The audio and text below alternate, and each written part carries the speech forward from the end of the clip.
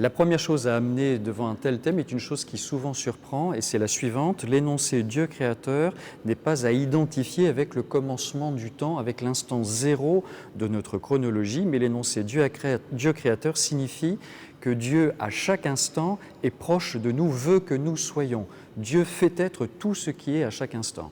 Et donc Dieu n'est pas au commencement du temps, il est avant le commencement du temps. Dieu créateur signifie que Dieu est au principe de tout, il est au principe du temps lui-même, il est au principe de chaque existant actuellement. Ce n'est pas un énoncé seulement pour les débuts, mais c'est un énoncé pour le présent. Ici, pour essayer d'imaginer un peu les choses, on peut convoquer plusieurs imaginaires.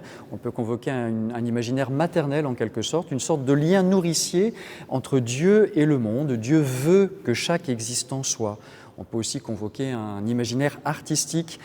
Cette création dit quelque chose de son auteur, de Dieu lui-même, elle est son chef-d'œuvre. On peut ici penser au psaume 19. Les cieux racontent la gloire de Dieu, les œuvres et les merveilles de ses mains, le firmament l'annonce. On peut aussi convoquer un imaginaire spatial. L'univers infini est contenu dans un infini encore plus grand qui est Dieu lui-même, un infini vivant, personnel, proche, bienveillant, artiste. Et puis pour finir, il faut relever que dans la Bible, à chaque fois qu'il est question de Dieu créateur, c'est dans le contexte de l'Alliance, c'est-à-dire c'est pour affirmer quelque chose de plus important encore, à savoir que Dieu est sauveur. Dieu est créateur d'abord parce qu'il est sauveur.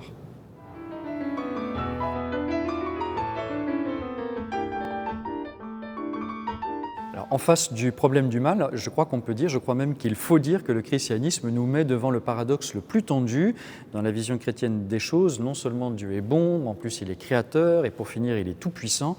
Et donc forcément dans une telle vision des choses, l'expérience du mal apparaît comme un scandale.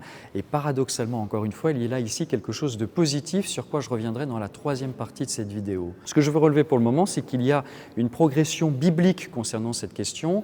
Dans le livre du prophète Isaïe, on lit que Dieu crée le bonheur comme il crée le malheur, alors que plus tard, dans le Nouveau Testament, on nous révélera, par exemple, dans la première épître de Jean, que Dieu est lumière et qu'il n'y a point de ténèbres en lui, ou dans l'épître de Jacques, que Dieu n'éprouve pas le mal et qu'il n'éprouve non plus personne. Donc ici, la progression biblique est très, très facile à repérer, très audible, et le moteur, si je puis dire, de cette progression dans la révélation, c'est le Christ lui-même. Avec le Christ, avec l'événement Jésus-Christ, Dieu s'est ouvert, il s'est livré à nous, et nous comprenons, nous voyons, nous contemplons qu'en lui, il n'y a aucun repentir de nous aimer, de nous avoir créés, aucun double fond, aucun calcul. Et donc, nous pouvons, grâce à cette révélation chrétienne, revenir au tout début et lire d'une manière confirmée, d'une manière très forte, un des tout premiers versets du livre de la Genèse. Dieu vit tout ce qu'il avait fait et cela était très bon.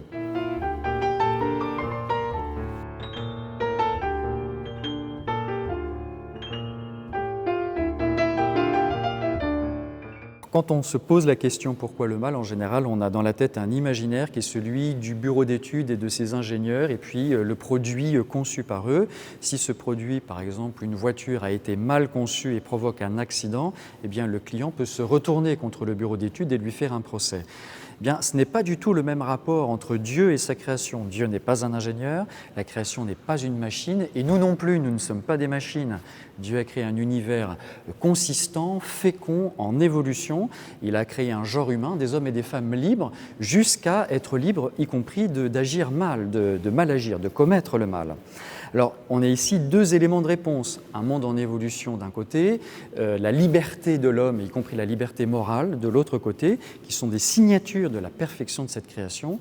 Mais ces deux éléments de réponse ne résolvent pas complètement le scandale du mal. Et ici, je crois qu'on peut dire que le christianisme est la seule pensée capable d'affronter le mal jusqu'au bout, c'est-à-dire comme scandale, d'affronter par exemple le drame de la mort de l'enfant ou de la souffrance de l'innocent, parce que nous avons devant les yeux le Christ crucifié qui nous atteste que devant ce scandale, Dieu est de notre côté.